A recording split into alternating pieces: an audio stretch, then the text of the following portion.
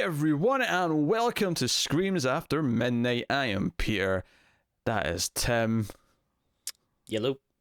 We are going to talk about a horror movie because it's a horror movie podcast.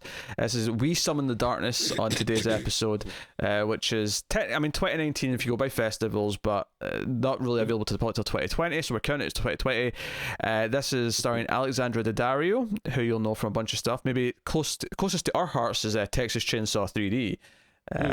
But people know her from many things. And of course, we have what was her name? Amy Forsyth, who was in Hunt. Oh my, I'm getting everything wrong. Channel Zero season 2. Zero. Yeah, she was also in that movie we did like last year, Hunt, I think. No. Oh yeah, Hellfest. It was Hellfest she was in. Yeah. Like, clearly there's a lot of similar things coming out right now that. So that's what it is. But. So that's what we're going to talk about. We'll start spoiler free as we always do. We'll give you a warning before we go to spoilers. So here we go. We Summon the Darkness is set in 1988, and it is about a group of 3 girls, with those 2 actresses obviously being in along with Maddie Hasson, who plays Val, who's the 3rd character, and they're on their way to a rock show. They're going to a heavy metal concert, and they run into 3 guys. There's a lot of contextual stuff around here in the time, though. There's been a series of murders attributed to a cult, a satanic cult going on around the country, and it's also a time when Johnny Knoxville plays this on-screen pastor who is denouncing metal music, saying it's the devil's work and unchristian and all those things. And of course, the 3 girls meet 3 guys at the rock concert who they invite back to one of their dad's places to go and spend drinking and whatnot. But of course, horror shenanigans ensue, and I feel like I can't really outright say what the real premise of the movie is because I feel like it spoils. Because I don't know if it's in the trailer. I don't think it was, because I think we looked at the trailer, and I don't think the trailer spoiled what I'm avoiding saying. So I'm going to avoid saying it still until spoilers. Which means the spoiler-free section is probably going to be quite short. But hey, it is what it is.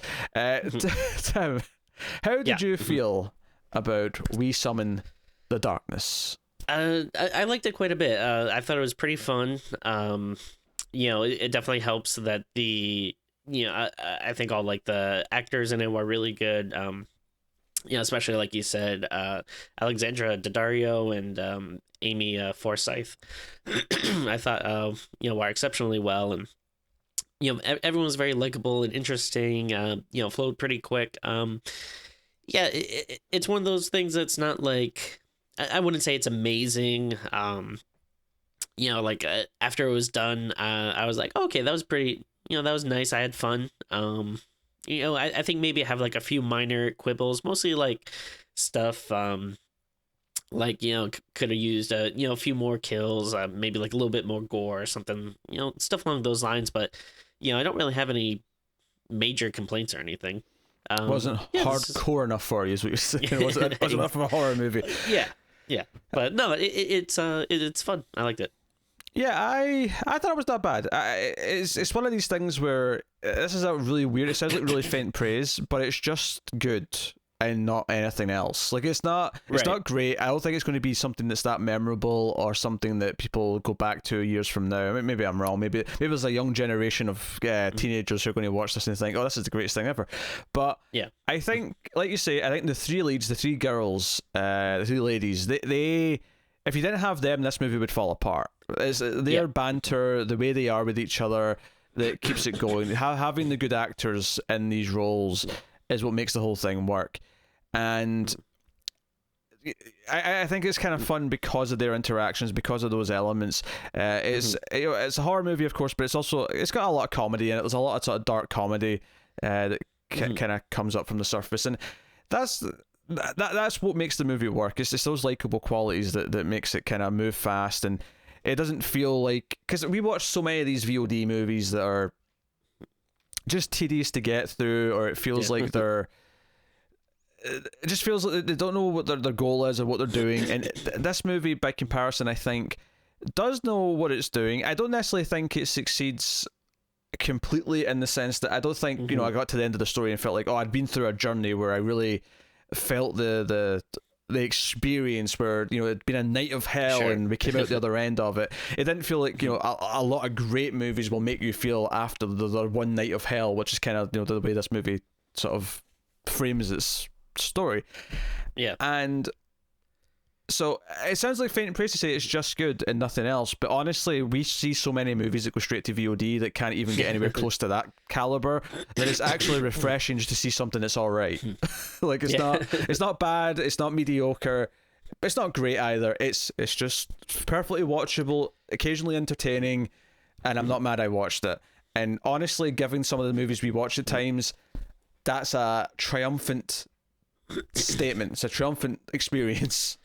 Yeah, like, it probably sounds like pretty low praise, but honestly, like, one of, like, the best things I can say is just that, like, I wasn't bored at any moment, really. Like, which, you know, again, that doesn't sound like the best, but yeah, like, we watch so many movies where, you know, 20 minutes in, it's like, oh man, I want to look at my phone or, you know, check Twitter or something because I'm so bored or just not really caring about anything in this movie. So when a movie is able to, like, hold my attention the entire time, like, yeah, even if it's not, like, the most amazing thing in the world, like, I'm always, like, pretty impressed by that. Like, oh, hey, cool, like, I actually sat down and watched this without, like, getting distracted.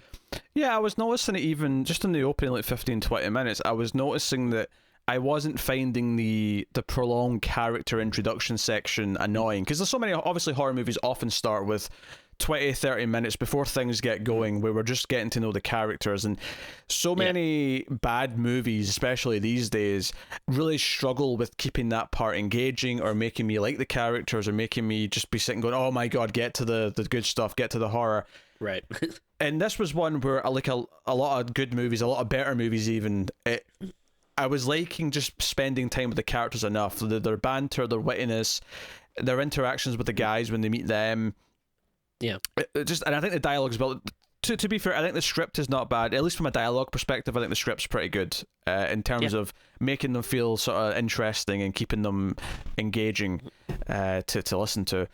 Because it'd be very easy. Again, the actors are really important here to keeping this, because the direction from, like, a stylistic point of view isn't anything special. There's nothing really exciting going on, but it's very capable. Like, almost to the point where I almost wish this director and writer with this cast. And again, this almost sounds like I'm really bashing the movie, but I almost wish this was just a slasher movie. Instead, with the same qualities of that first half, where it was likable getting to know the characters and I wasn't tedious to that, but then gave me a more of a typical just people getting stabbed and maimed and murdered for the rest of the second half. Because so many attempted slasher movies now are just, like, as bad as people think the 80s were for not having good characters or good acting or cheesy scripts or whatever. There was something so much more likable about a lot of those movies compared to when attempts are made at it now, and this feels like it could have been the good attempt because of that. But again, it sounds like I'm giving it some sort of backhanded compliment when really all I'm saying is it was perfectly entertaining for what it was and enjoyable, and I'll probably never really think about it again, but that's okay. Yeah, no, totally. Yeah, I mean, not everything has to be a new classic that you rewatch every year or anything, but sometimes it's nice to just watch a movie and be like, hey, that was cool. And then that's it.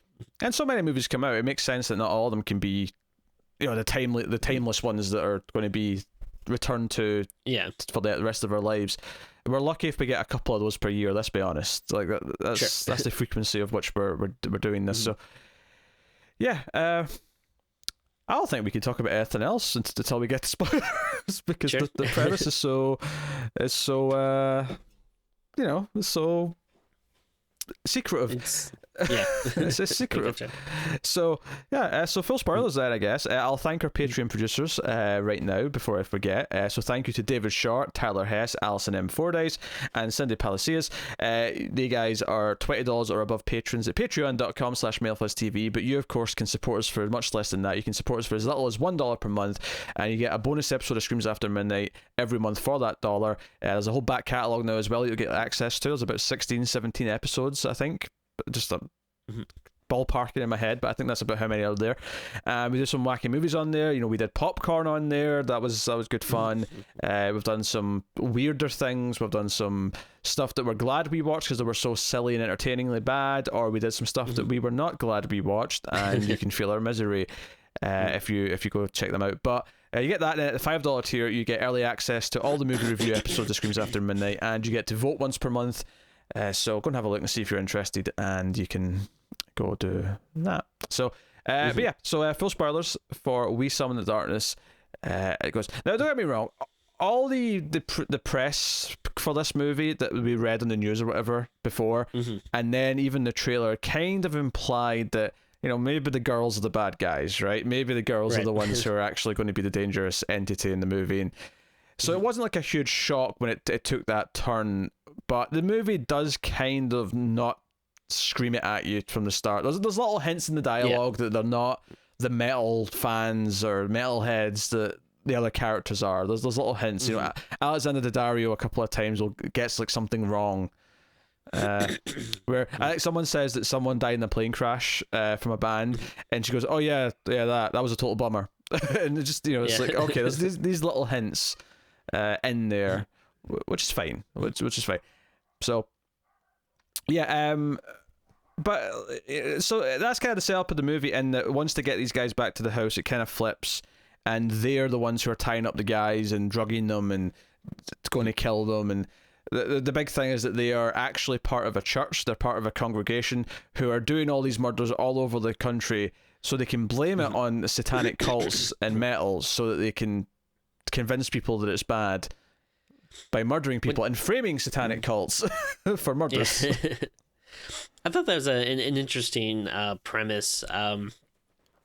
Like I did get early on that I felt like, the girls were going to be the bad guys, but I thought maybe they were going to sacrifice them or something for maybe some type of occult thing. But I thought it was a nice little twist. But like, oh no, they're like the religious Christians, and this is a whole part of like a big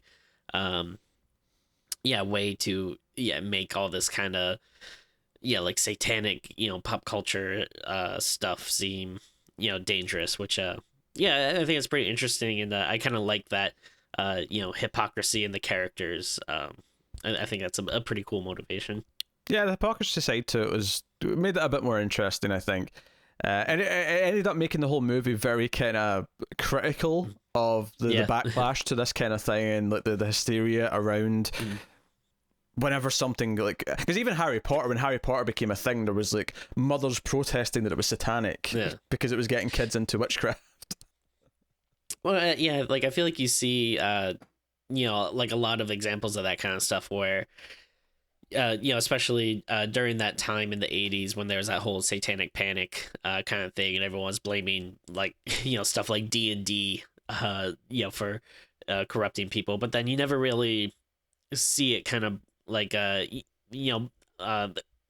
other way, because there's obviously so many scandals that involve like like religious people and whatnot, and then you never kind of see that backlash going against them.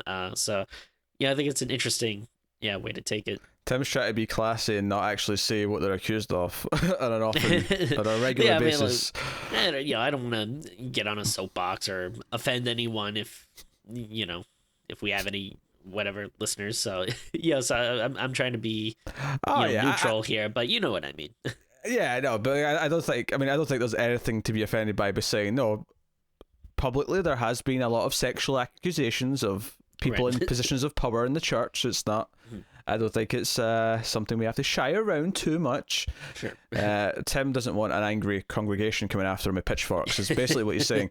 I like that side to the movie. And it's a good backdrop for it, even though it does suffer that VOD thing where it feels like it doesn't really go into it as much as it could. It feels like it sort of does it with like a sort of, this is a fun idea, we'll sort of like introduce that idea into the movie and we'll have that be the foundational layer for what's going on, but it doesn't necessarily really feel like it explores it that much beyond that point. It's just kind of there as the reason for this happening. There's a couple of jokes, don't get me wrong, but it's not like like they could have really went further with this in the same way that say something like Cabin in the Woods is a meta like commentary on the horror movie genre.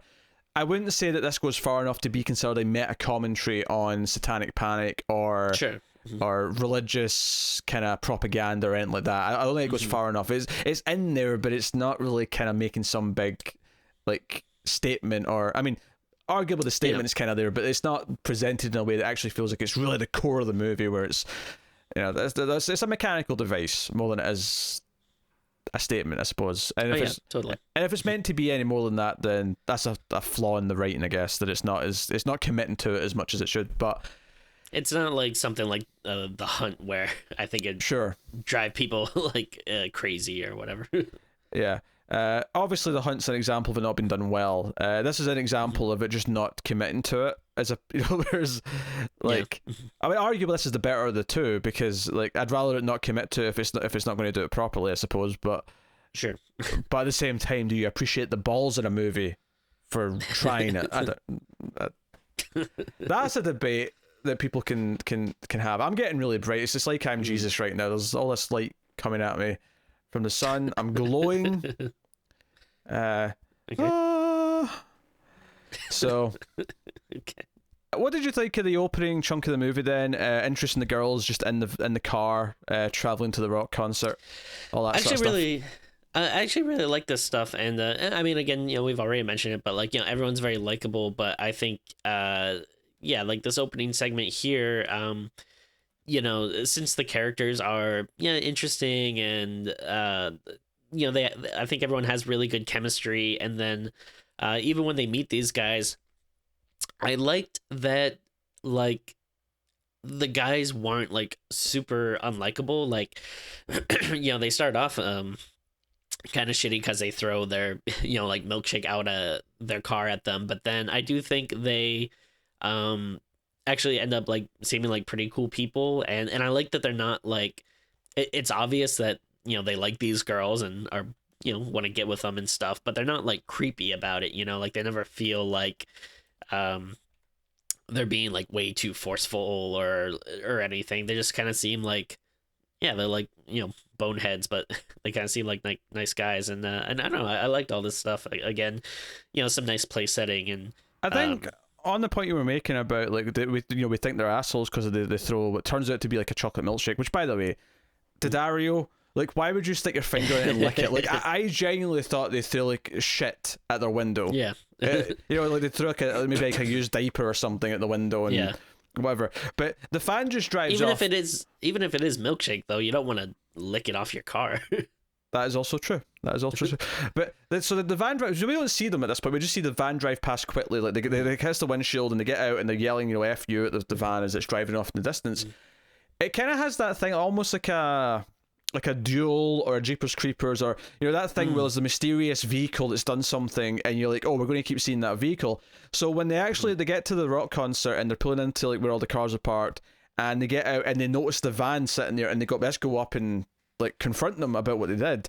I was like, oh no, like I felt not like a major way. I wasn't like scared or intimidated, but I thought the movie was going for, oh, these are intimidating characters who are going to be a factor later on. So when they opened the door up, the van side door slid open and they come out and they're freaking out because they throw the girls throw firecrackers in there to scare the shit out of them, and like they end up being just like doofus, like really sort of normal idiots. Basically, they're not. It's just kind of like, oh shit, the milkshake hit your car. Oops, sorry. Like, it didn't turn out to be this vindictive thing. They're just idiots, and they're likable enough because they feel natural enough. I think they're not like super caricature-esque. Yeah, and then like I think the other like easy take might have been is like if they were like maybe whatchamacallit, like gatekeepy about music or something. Like I kept expecting them to be like, what do you girls know about this? But I think they're like generally pretty welcoming and like automatically like, oh cool, you like the music we do, instead of being. And what you said earlier as well is it didn't feel like, obviously they're kind of attracted and like, oh, these three hot girls are talking to us, like, but Yeah. it never felt like a douchey thing where they immediately were like, oh, let's have sex, baby, or it felt like a very natural. They're kind of goofy guys who are clearly almost like starstruck that these girls are talking to them, Yeah. and they're going to try and flirt and hope for the best, but it never felt like they were being overly sleazy about it. Maybe Exactly. maybe not successful, maybe not smooth, but not nothing like so yeah, like very quickly they feel likable enough, or at least at the very least they're in the level of they don't deserve to be killed, which is going to be important later. So the girls after the concert, with some prodding, invite them back to Daddario's father's place, which, by the way, if you didn't see it coming that her father was Johnny Knoxville, I don't know how to help you. Seek mental, or seek an IQ test or something. I don't know. Most obvious reveal in cinema history. Actually, no, I tell a lie. The most obvious reveal in cinema history is that part of Leprechaun 2 when it turns out to be the guy's wife or sister at the start. What? I thought we agreed that that's one of the biggest surprises in cinema history. Exactly why I'm bringing it up, to make it very clear that no such agreement took place. We'll see about that. You threatening me? You gonna sacrifice me? I'm just gonna run a poll on the Twitter and see what everyone thinks. Gonna sacrifice me to your dark god Saturn? Okay. Not Satan, Saturn. Tim worships the Saturn. He likes it really soft. He likes it. You're not lying. So, yeah. Anyway, we go back to the house, and again, it feels kind of natural. Amy Forsyth's feeling kind of nervous, and you get the sense that, and it plays quite well in this sort of double meaning where obviously I'm expecting the turn, so I get that she's actually nervous because she's nervous about killing someone and doing all the dark stuff they're about to do, but it kind of works in the sort of in the foreground as, no, she's nervous because she's never been out without, like, so, you know, this is because even though the all two are a little bit older, because Daddario I think in real life is like 32 or something like that. Now she's not. Oh well. You know, she's not like a. Because they're not meant to be teenagers, although I think Forsyth's meant to be younger. She's meant to be like maybe just past that age. But she, you know, it plays as, oh, she's into this guy, you know, the sort of good-looking drummer dude of the three, the one who's less dorky, I suppose, of the three. And it kind of plays like, oh, she's just nervous because she's never maybe been with a guy before, or she's never been alone with people like this before in this kind of situation. So it kind of plays that way. But then, of course, they get them drinking and they play Never Have I Ever and make them... And eventually, they're doing like, oh, I never did this, I never did that, and they're drinking. And eventually, Daddario says, never have I ever drugged someone's drink. And the guys are all like shocked when she takes a drink, and then the other two girls take a drink. And then they sort of slowly realise, wait, you're talking about us? Us? Yeah. You did this to us? And, you know, they wake up and they're down they're in their underwear, they're tied to a chair, all three of them, and that's when the girls come in and kind of reveal all this, because the guy's like, oh, you're the cult, you're killing people, and Daddario's like, no, all this means jack shit to us. We don't care about this or this music. We, you know, our congregation has been doing this to show the world of the evils of Satan and your devil music and whatever else. But I think what makes this work is that once this happens, they don't stop being fun. Like, I mean, Amy Forsyth was always kind of the less fun one because she was the more serious character. And if I have a complaint about the plot, is that after like an initial little bit of hesitation from her, she sort of says, hey, can I be the one to kill them? And it's like, oh, maybe she's going to like sort of do a double cross and save them because she feels guilty. She goes off to like get a tool because the guys kind of like escape and like lock themselves in like a cupboard and like the closet. And like a wine pantry or something. Yeah, and one of the guys is already dead. The bigger guy, the sort of darker, bigger guy who's quite likable, he's the first to get killed because he's screaming and Daddario stabs him. But those two guys sort of run away and get locked in there. They lock themselves in there to protect themselves. They get Forsyth to go to the shed to get some tools to maybe like break their way in. She kind of just like stays in the shed by herself for like half an hour of the movie. Like she's just gone for ages. And it's kind of okay in the sense that I liked all of the antics of the other two girls trying to get into the room when she's gone, and all of their banter, and you know, putting like the ant killer or whatever it is into the room, or like try to put fire under there, sort of smoke them out. Like all the things they do, and all the weird like little bits of dialogue they have is because the blonde's a little bit more kind of, I guess, flirty, but she also seems to be like a little bit more like unhinged, a bit more unhinged. There's also a running gag that she always needs to pee, which shouldn't work, but I did actually laugh at one point when she said, "I need to go pee," when something was going down. So I guess they set it up well enough that I was chuckling a little bit at it. But no, there was just little moments where she's like they're so into trying to kill these two, and they're so excited about it that it's kind of endearing to watch and entertaining. So I guess what I'm saying is they've got charisma. But if I take a step back though and just look at it from a plot perspective or a movie, I do have to acknowledge that Amy Forsyth disappears for like 38 minutes. I mean, we cut to her a couple of times when she finds a little bit of evidence about who her dad is and whatever, about, you know, who Daddario's dad is, but for the most part it's like, how long was she in there? She's just gone, because when she eventually comes back, she comes back with the big leaf cutter and she's like, I'm on their side now, no one's dying tonight.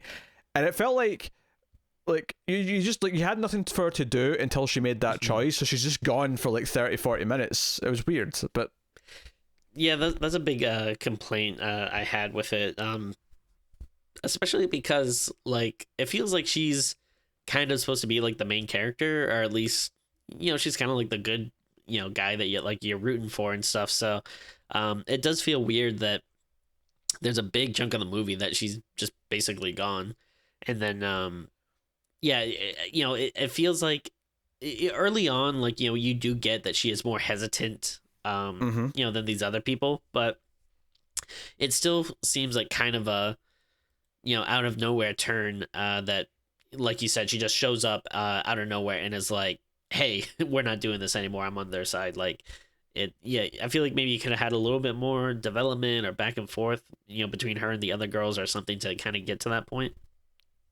Yeah, and I think it's especially weird that like her missingness is, that's not even a word, but you know what I mean. Like her absence is even weirder, but the fact that it's not like there's like a plot reason why she's like away from the house doing something else far away or something. She's literally just in like the shed next to the house.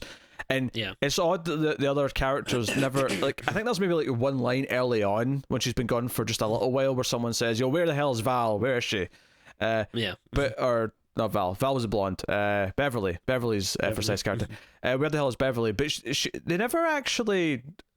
It feels like they just kind of forget about her, and it's weird because like all this is going on. You're not worried about what she's doing if you were worried she was getting hesitant, because they acknowledged that they were concerned she was getting cold feet. You're not going to go and check on her and see if she's not up to something that might be an issue. Because keep in mind, while she's gone, everything with the stepmom, the stepmom shows up to get her passport, because she's supposed to be, and she's divorcing her dad, so she goes up to her safe and gets cocaine, and but she tries to like question like what's going on, why there's noise, why Daddario is dressed the way she is, and Daddario, once the stepmom sort of insists on looking into the other room and finds the death room with all the satanic symbols and stuff that's been set up, Daddario kills her, and Val's like, oh, you just killed your stepmom? Well, I didn't have another choice, did I? Like, there's kind of a fun, like, immaturity to their antics that makes it entertaining. But all this is going on, and Forsyth's just in the shed. But I did laugh though. Honestly, some of my favourite moments in this was Daddario's reactions to some things. When the stepmom says, oh, by the way, when the police get here, just tell them it was a false alarm. It's like, wait, what? Police? It's like, you called the police? Well, yeah, there was a mysterious van outside. It's kind of funny. It does seem like it's one of those things where it's like kind of awkward, because in a weird way, like you can tell that they're messing up, and like, you know, when she's like speaking to the mom or the cop, you do just kind of want to shout and be like, no, don't say that, like that sounds suspicious, or like, no, just like let her go, let her be on the way, or but then at the same time it's like, well, these are the bad guys, so it's, you don't want to be like rooting for him, but you kind of are, because they're likable. Actually, my favorite line of the movie actually is when the cop does show up, and Daddario goes out to speak to him, and she's like, hey, sorry officer, it was a false alarm, my stepmom called, and because she saw the van, but it's actually her friend's van. And the cop quite rightly says, do you have proof that this is you have the ID that this is your residence, that you live here, because you're not the one who called us. And she's like, well, yeah, I mean, it's in the house and yada yada. And my favorite response that she has in the whole movie is when he asks a second time and she won't get it, he steps back and says, okay, ma'am, I'm going to have to ask you to put both your hands on the squad car. And she goes, what? Her reaction, it was the delivery more than the line itself. It was just what, or excuse me. But the way she did it, as if she was so offended that he was asking this, just really made me laugh. And then she just bolts because he says, don't make me ask again. And she's just hesitates for a second, just sort of runs off like a cartoon character. That was funny, yeah. And I like the I actually like that the cop seemed like very like capable. Like I feel like in horror movies so many times you get the like dumb bumbling cop that's just like, you know, like is talking to the killer and it's like, okay, we'll see you later. Like I like that this guy was like, yeah, no, like you're acting very weird and suspicious, like what's going on here? Yeah, and he comes in and he looks around and he does find the guys, and if it wasn't for the fact that he didn't know that Val was there, who steals his gun and shoots him in the head, like he'd be fine. But then, of course, Val, being unhinged as she is, starts waving the gun around, going, I've got a gun, bitches, and starts shooting in at the door and all the rest of it. And then I think it's around here, maybe just before here, where Beverly comes in with the weed whacker. And, you know, comes in and starts like threatening them with that. And, you know, people run around a little bit. The movie gets a little bit haphazard at this point, but you know, the characters have made it fairly likable. I think there's the section where it arguably gets the most horror movie-esque because they're sort of sneaking around the house from each other and the power's out. Is maybe where it fails because the direction is not good enough to make that stuff exciting. Yeah, and I also a couple of issues I had here. One is I thought it was like a little too dark when they turned off the lights, and I think it would have been fine if that was like, you know, for a quick scene or a little bit at the end, but it felt like it was just dark for so long. I kind of wasn't crazy about that. And then I think the other big thing is you're, you know, choreographing this weed whacker, and I kind of kept just waiting like, okay, well, someone's going to get that weed whacker in the chest or the head, or there's going to be like some big crazy kill with it. And it's like nothing. Nope. I mean, she bashes people with the other end of it, with the the engine end of it, but not the actual whacker.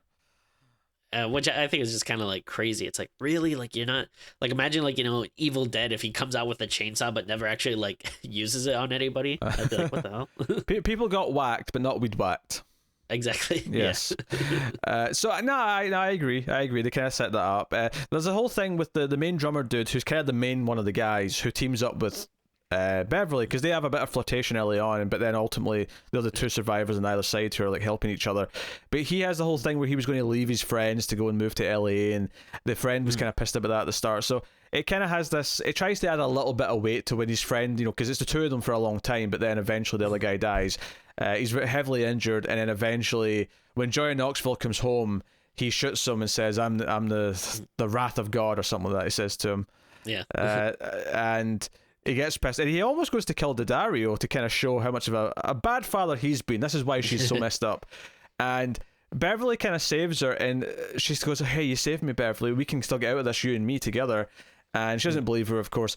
And we get one of the most, honestly, I think, even though I kind of loved this, it was definitely, I loved it in a bad way, is when Daddario kind of trips and goes out the window. It's really over the top, the way she sort of like, I don't know, she gets propelled out the window, and it felt a little bit silly. In a movie where I don't, even though there's obviously some black humor and there's like all these things going on, it never really felt like it was doing farcical stuff too much, whereas this felt like goofy stuff. I mean, have you ever like, slipped and kind of like, like grabbed a window, or kind of, like a window was in front of you, like, I feel like people in movies tend to not understand how strong like windows usually are. Yes. Like if you're just slipping and hitting your head on it, you're not gonna like fall out. No, you're gonna like hit your head and maybe get a concussion. The glass is likely to not break. Yes, this is true. This is very true. So she's seemingly dead, although she has that like horror movie villain thing where she comes back one last time when they're driving away in the truck, and Beverly decides to run her over. It kind of just ends with them, like on the run. I don't know. I was wondering if you thought like, are they gonna be fugitives or are they gonna go with the cops or anything? Or I mean, the news report we see on TV at the end does seem to know that it was because the Johnny Knoxville blames it on his daughter because he survives, because I thought he died, but he just got hit. Me too, yeah. He's on TV saying, "Oh, my daughter's another example of how this music has corrupted people," and he's like crying to the TV camera, even though it's all his fault. I mean, also obviously she finds out during the movie that Beverly, that is, she finds out that he's just like taking all the money that he's getting from the church and funnel it into his big houses that he wants to build for himself. Yeah, the rad pads, she called them. Rad pads, yes. I mean, it's one of these things. I'm thinking about like the you know the period piece element of this, and like, is it, like, did the 80s movies overdo it, or was this like not enough effort in this movie to have them talk like they're in the 80s? Because Rad Pad's one of the few things that stands out is feeling 80s-esque, whereas the rest of it just feels like a talking like present day.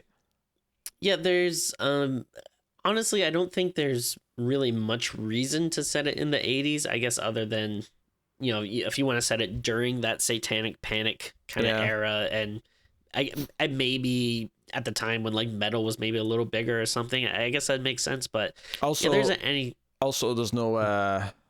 Well, actually, I was going to say there's no cell phones. Johnny Knoxville does claim to have one in his car, so I guess there's like an early version of a cell phone technically. But you know what I mean. Not all the kids don't all have like iPhones to like phone people. Yeah, I mean, you know, I'm not that necessarily complaining because I do like the aesthetic and I like their outfits and stuff. But I mean, yeah, technically those. You could have worn those outfits today as well. It's not, very 80s specific. Yeah, really, the only thing that really affects is them not having cell phones and the haircuts. Like, once it gets going, because once they're back at the house, the house, like, maybe they did decorate it appropriately, but it's not that different feeling that if you feel like you're in the 80s the whole time. Yeah, and then there was that one scene, too, where she, puts, like, the tape on and is playing, ooh, baby, do you know what that's worth?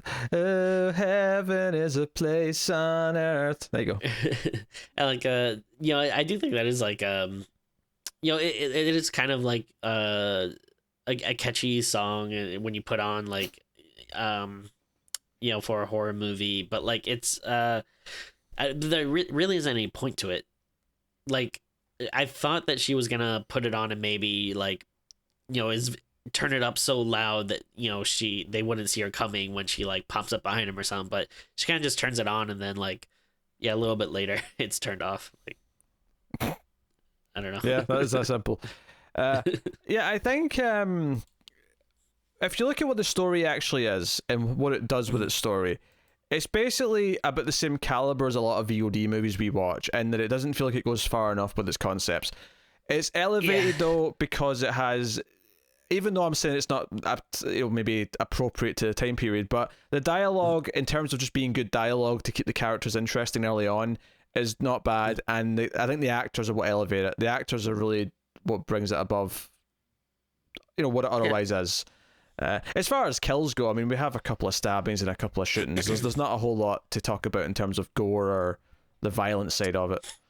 Yeah, like I think like the only thing you really see is the that first stabbing of the that first guy, which is it's pretty done. They kind of stab him like in the kind of like the lower neck region, and it's very bloody. Like, that was cool. And then unfortunately, I think everything else, it seems very like they kind of cut away. Like, even when she gets hit by the car, you don't really see it. And then when they're in the wine cellar, they have like these broken bottles that they're going to use as weapons, which again, it's kind of like, okay, we might see some cool like gore or something now with these things, but yeah, they kind of just run out, and I think they stab one of the people real quick, but like again, you don't really see anything. The most you get is when like someone's like when Beverly's swinging the weed whacker at one point, and she sort of catches Daddario in the leg, like just like a little slice, and you see that, but it's not, there's not much to it. So, and like I'm guessing it's probably like a budget thing. Maybe can't really afford a lot of gore, but it's a shame because I think that could have again maybe put it like just a little bit over the it's okay, it's good, it's fine kind of level. Maybe if you had something else like to latch on to, like some really cool gore scenes or something. Yeah, I think that's fair. So, yeah, it's not bad. It's not bad. It's definitely watchable. If you like the cast involved, you'll probably have fun watching them for 90 minutes. It's not overly long, which is good. But yeah, but it doesn't excel either. Either. And the cast are definitely the best part about it. So, I guess we'll give our ratings on this then, Timmy boy. So what you giving it?